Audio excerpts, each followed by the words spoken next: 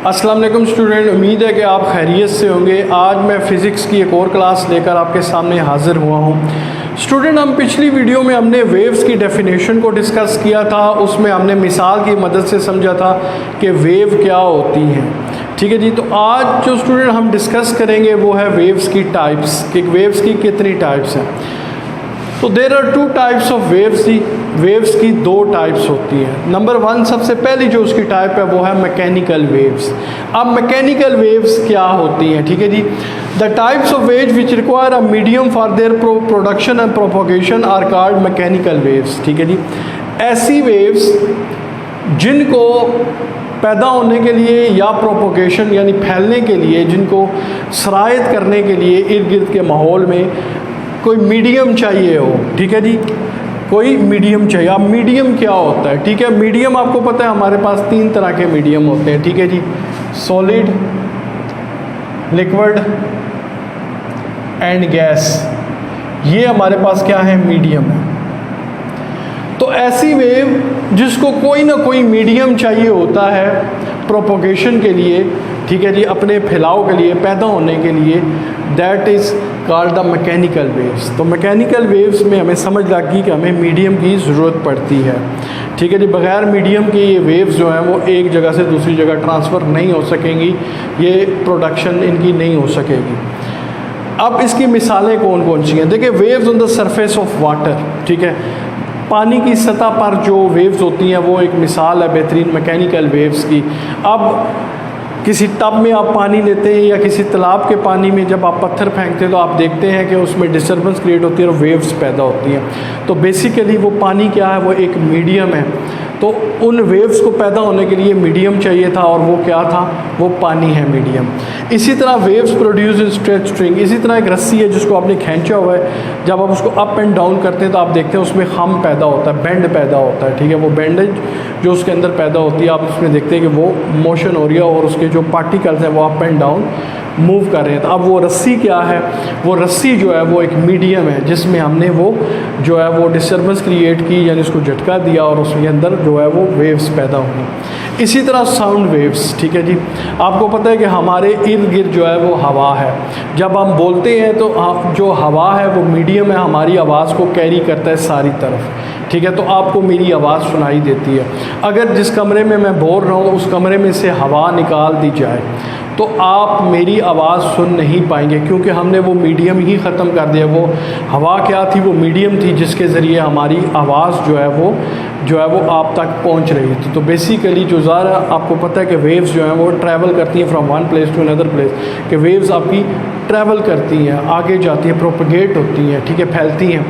तो उनको कोई ना कोई मीडियम चाहिए होता है। तो ऐसी वेव्स जिनको कोई ना कोई मीडियम चाहिए होता है उनको हम मैकेनिकल वेव्स कहते हैं। इसमें बेहतरीन मिसालें मैंने आपको दी कि वाटर के ऊपर, जो पानी के ऊपर जो वेव्स पैदा होती हैं, इसी तरह जो एक रस्सी के अंदर जो वेव्स पैदा होती हैं, और इसी तरह जो साउंड वेव्स हैं, हमारी आवाज़ की जो लहरें हैं, वो भी एक बेहतरीन मिसाल है। उनको मीडियम चाहिए होता है, हवा, जिसके ज़रिए वो प्रोपगेट करते हैं। अब हम समझते हैं इसकी सेकंड टाइप ऑफ वेव्स वो कौन सी है। तो स्टूडेंट, जो सेकंड टाइप है वेव्स की वो है इलेक्ट्रोमैग्नेटिक वेव्स। जैसे हमने मैकेनिकल वेव्स में देखा था कि ऐसी वेव्स जिनको अपने प्रोपोगेशन या प्रोडक्शन के लिए कोई ना कोई मीडियम चाहिए होता है उनको हम मैकेनिकल वेव्स कहते हैं। ये जो इलेक्ट्रिक मैग्नेटिक वेव्स है ये उसके उलट है मैकेनिकल वेव्स के। इसमें आपको मीडियम की ज़रूरत नहीं पड़ती। ये बग़ैर मीडियम के जो हैं ये जो वेव्स हैं वो प्रोड्यूस होंगे और प्रोपोगेट होंगी।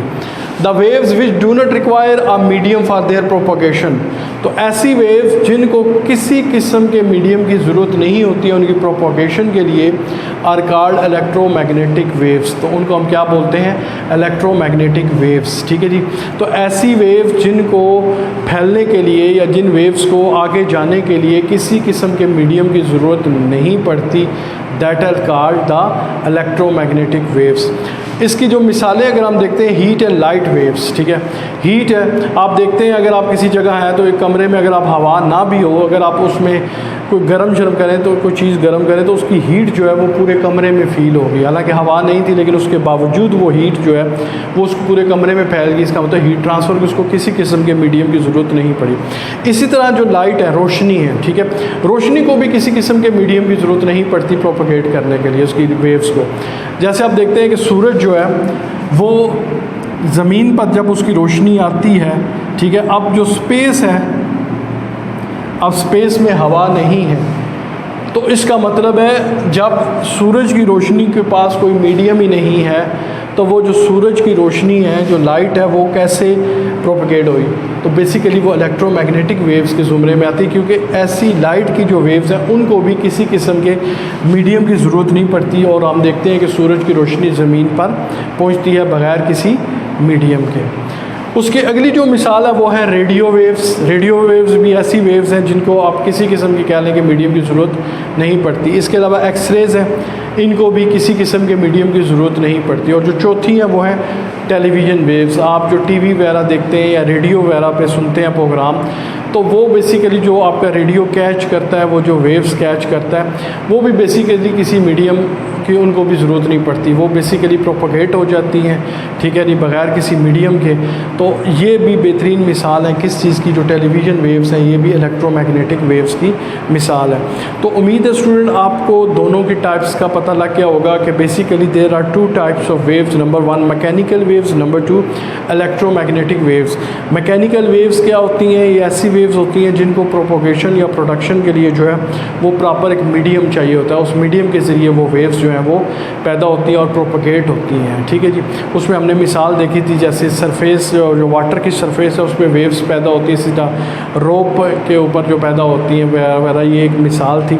दूसरी जो टाइप है वो इलेक्ट्रोमैग्नेटिक वेव्स हैं। इलेक्ट्रोमैग्नेटिक वेव्स को हमने देखा है ऐसी वेव्स की प्रोपोगेशन के लिए, ऐसी वेव्स को फैलने के लिए किसी किस्म के मीडियम की ज़रूरत नहीं पड़ती। इसमें बेहतरीन मिसाल मैंने आपको दी थी, जैसे सूरज की जो रोशनी है वो फ़िज़ा से जब हमारे पास आती है तो ऊपर जो खला है, हमारे पास जो स्पेस है, वहाँ पर ज़ाहिर आपको पता है कि वो जो है हवा नहीं है, तो वो ज़ाहिर वो मीडियम नहीं है, लेकिन फिर भी रोशनी हमारे पास ज़मीन पे पहुँच जाती है। तो ये इसका मतलब है कि जो सूरज की रोशनी की जो वेव्स हैं इनको भी किसी किस्म के मीडियम की ज़रूरत नहीं पड़ती। इसी तरह हीट है, हरारत है, उसको भी किसी किस्म की उनकी वेव्स को भी ज़रूरत नहीं पड़ती प्रोपोगेट करने के लिए। तो ये स्टूडेंट एक छोटी सी समरी थी आज जो हमने जो लेक्चर डिस्कस किया, उम्मीद है आपको समझ आ गया होगा। तो इंशाल्लाह नेक्स्ट जो है हम इन दोनों टाइप्स को डिटेल में डिस्कस करेंगे कि बेसिकली मैकेनिकल वेव्स क्या हैं और इलेक्ट्रोमैग्नेटिक वेव्स क्या हैं। इन डिटेल हम अगली वीडियो में इसको हम डिस्कस करेंगे। तब तक के लिए इजाज़त दीजिएगा जी, अल्लाह हाफ़िज़।